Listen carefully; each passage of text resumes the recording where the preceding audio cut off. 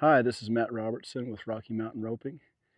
In the last lesson, we learned how to swing a rope and how to feed a rope. Now, if your shoulder feels like it's doing pretty good and you're getting, maybe a couple hundred swings in each day, 1, 2, 3, and then you're doing that feeding challenge that I was showing you how to feed that rope through, and your shoulder feels good, you're probably going to get a little bit of muscle soreness. But what I don't want you to do is go buy a bunch of stuff and then not be able to use it and have to sell it. So we want to do this in a nice, feasible, economic way to where you're not getting into this with a ton of money, and you do it in bits and chunks and go to next level and buy what you need versus jump the gun. So now you're ready to buy a rope and dummy. Now, you don't want to spend a ton of money on a rope and dummy. And my first dummy, and this is for headers, is kind of a dummy like this. You've got your bale of hay. I mean, in today's market, you can buy this bale for $15, $20. If you don't use it, you can feed it to a horse or sell it to somebody. I use them until they almost break down. Over time, this bale will start to break down the more that you rope it. And then I'll go feed it to the cattle once it gets rained on, gets a little dust on, or I'll just throw it away if I think it's going to make anything sick. But then I've got this dummy here. Now I've had this dummy for about 15 years, maybe even longer.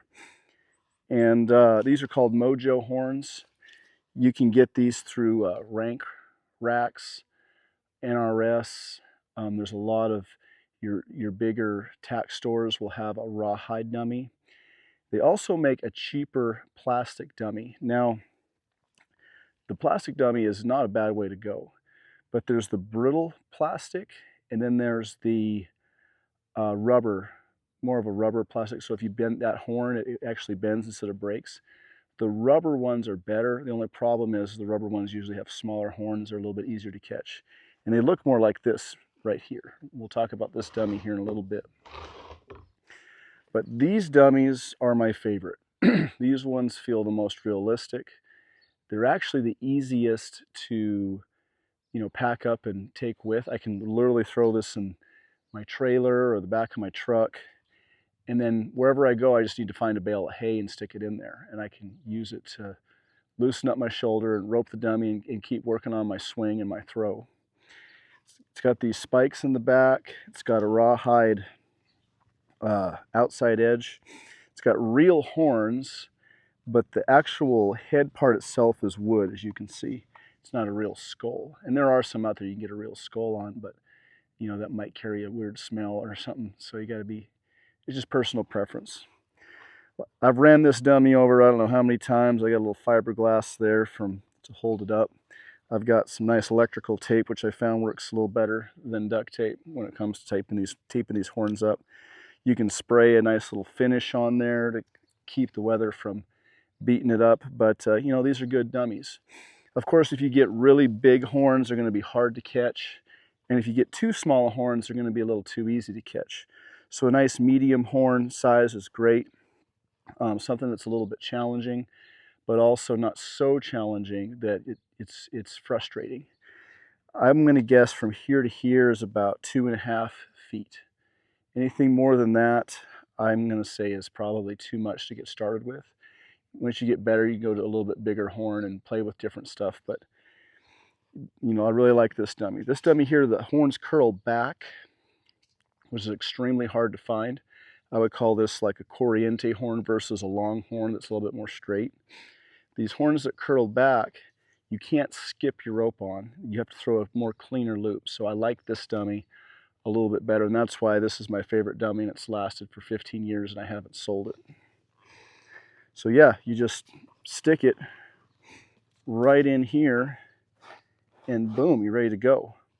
I've seen guys put this bale down flat like this, and what happens here is then it's just too close to the ground. It's going to slap the ground and make it kind of tough to it's going to alter your loop too much. Also, this is what I would call an Arizona 3-string bail.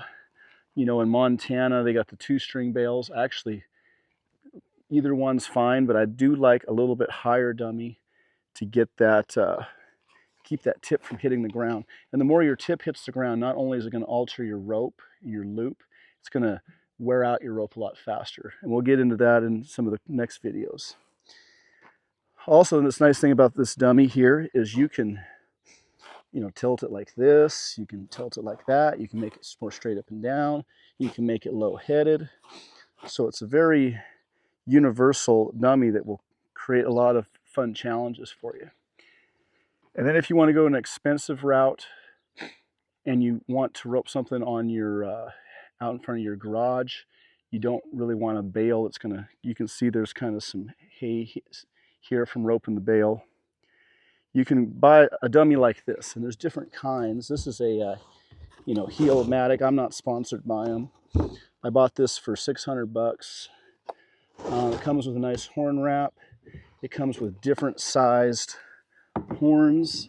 You've got the little bitties, which is a good way to start out. And then you've got your nice, you know, bigger ones, which makes it a little tougher. The ones that are on there now are the medium size, so it comes with 3 different sizes. You can kind of point them down, point them up. Unfortunately, as soon as I bought this, there's a little screw that went in here. It rusted and broke, so I'll have to, you know, use some tape and cowboy ingenuity it to make it work. And you know, so if you want to rope the dummy, like I say, in the yard, which I'm not a big fan of because once again, the tip is going to alter. You're going to hit the grass, and that's going to really slow your tip speed down on finishing your loop. But if you wanted to rope it on the cement or on the garage and somewhere where it's not going to make this big mess, there's many different types of dummies that have this feature. So either one's fine. Like I say, I mean, this one's my favorite because you got more stuff you can do with the head. This one here is a great dummy for, you know, if you're in the city or you want to learn how to rope in your backyard and not make that mess. And like I say, there's actually a smaller version of this, which is great. It's a little bit cheaper. And then there's also different companies that make what I would call a no-bail dummy or a plastic dummy. And I don't know if you ran this thing over, it would probably break. I don't know. It feels pretty heavy duty.